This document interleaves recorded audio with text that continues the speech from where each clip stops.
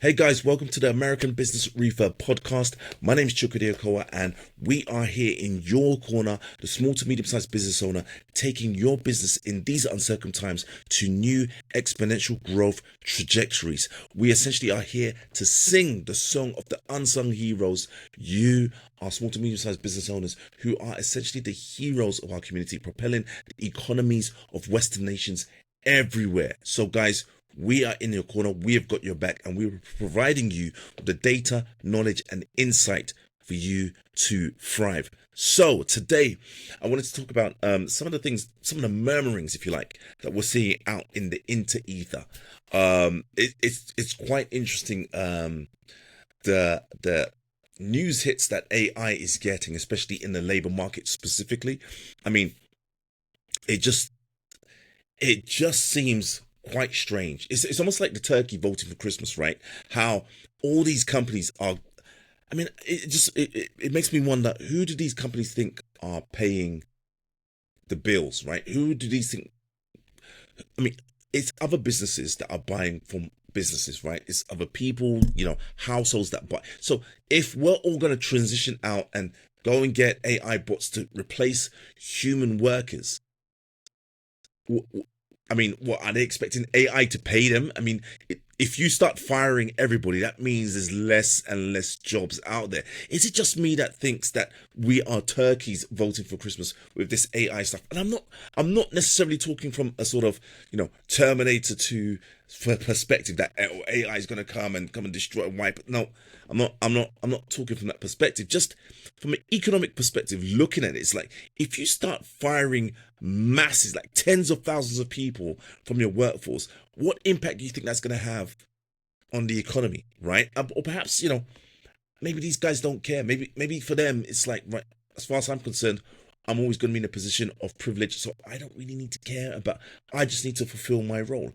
Maybe that's it. I mean, I'll leave you guys to come up with your ideas as to why some of these things are going on. In fact, if you guys can leave some comments as to why you think this is going on, it'd be great for me to see other people's perspectives. But what's interesting is how, as I say, we're seeing quite a few corporations letting go of tens of thousands of staff. I mean, I first started seeing reports like this in the Financial Times back in, I think, January, right? The top of 2024. We started seeing, big tech companies letting go of large amounts of their workforce. Why? Because they were integrating AI to take on those roles.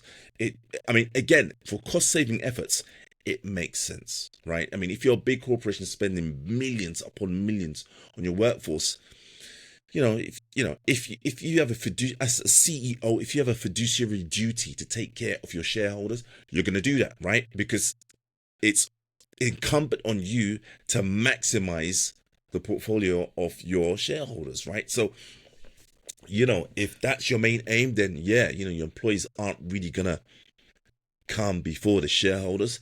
But again, we've really got to be wise as to the way we're implementing AI, adopting AI into our workforces, because it's going to have a detrimental effect on society if it's left unchecked. But anyway, so we're seeing CEOs come out more and more making controversial statements. I think I can say controversial, making controversial statements, saying things that are quite, in my opinion, a tad bit alarmist, right? And I'll leave you to judge, right? And again, leave some comments down below. It'd be great to see your perspective, to see what your opinions on some of these very spicy comments. So let's go to the CEO of Ford, Jim Farley, right? And he says AI will replace literally half of white collar workers. I mean, I don't know about you, but if I was an employee for one of these firms, I would be nervous. And I'm like, what does that do for morale amongst your own workers? I mean, these guys just, they must not care. They must not care, right? I mean, they're smart guys. They wouldn't be in these roles if they weren't smart. So, I mean, maybe they're smart but not wise, but you must have known it to have some sort of negative impact on your staff. Right, so we've got Doug McMillan from Walmart. And it says AI is going to change literally every job. I mean, again,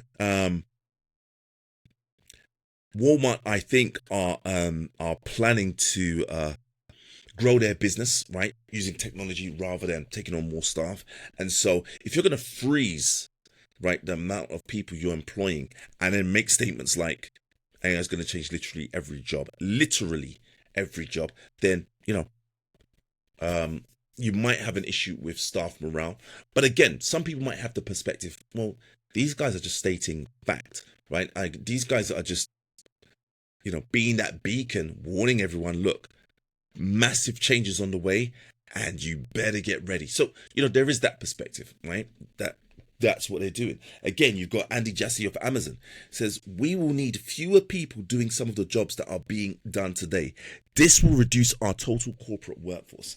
Now, I want to sort of shift gears a bit, right? Because typically you'd look at that and say, wow, this is terrible news, not only for the economy, but for all those families, all those individuals that are losing their jobs. This is terrible news. Now, you, the small to medium-sized business owner, you're looking at this in the interim and like, well, okay, where's the silver lining?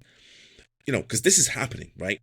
This is happening. They're saying it's going to happen. This is happening.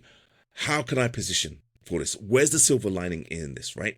And so on the one hand, you could say, right, so that means potentially there's going to be less people with enough money, or you're going to have more people a bit more discerning with the way they spend their money, and so they're going to hold on to more of their cash. So that means less people frequenting the high street retail stores, going out, getting a car wash or whatever. They're going to do it at home. So people are making those sort of decisions.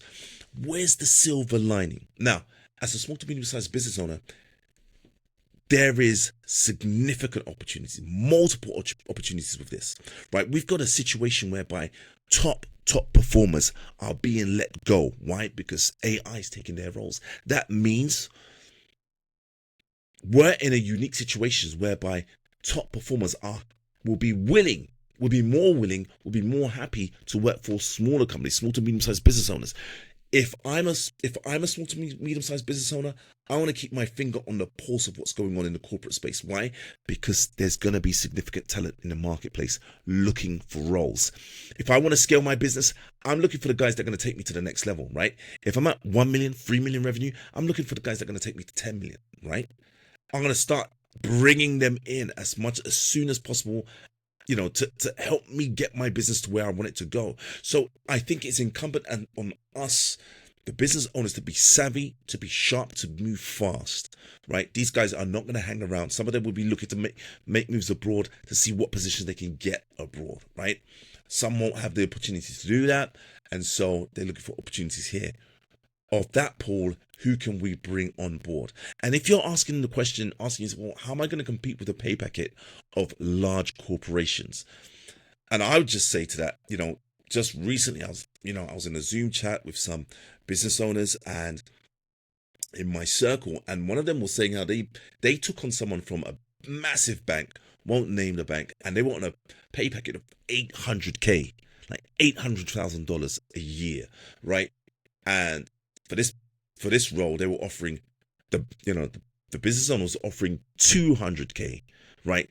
That's a 75% drop in earnings. 75% drop in earnings. That just shows you the bloodbath out there in the labor market.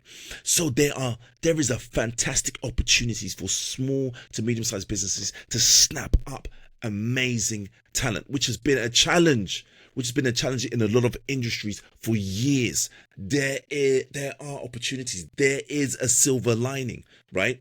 And again, if you look at the other side of this, for the longest time, and especially, whenever I've gone out, to look at companies to acquire, one of the reoccurring challenges that business owners will talk about in certain industries is that, finding talent and retaining talent.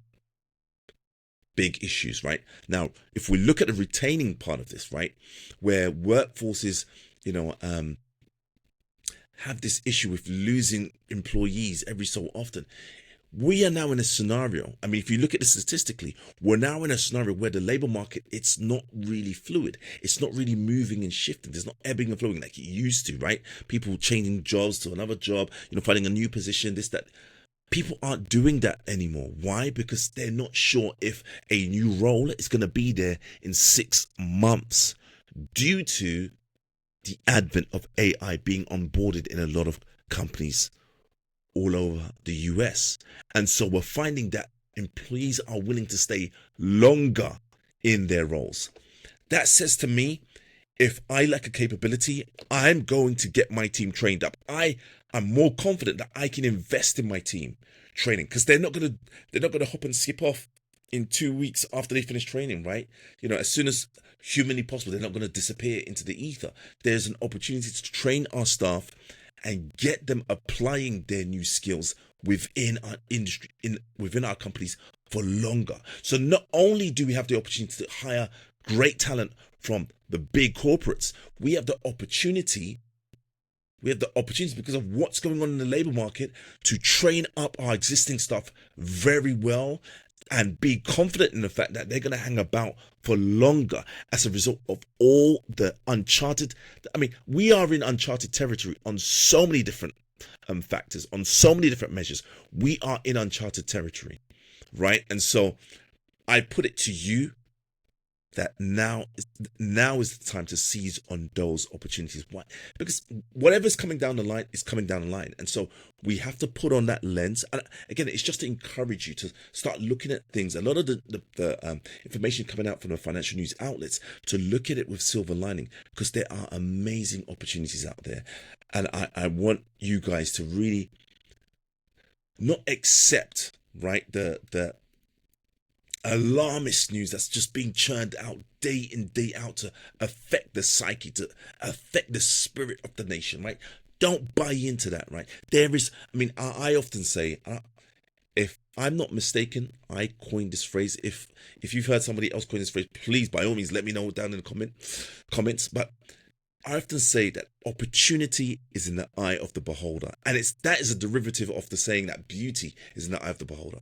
But certainly, opportunity is in the eye of the beholder. Two people can look at a situation and come to completely different conclusions. And I want you to be amongst the ilk that will look at a situation and be looking for the opportunities, because there are a ton out there. And these opportunities will help you achieve your own exponential growth.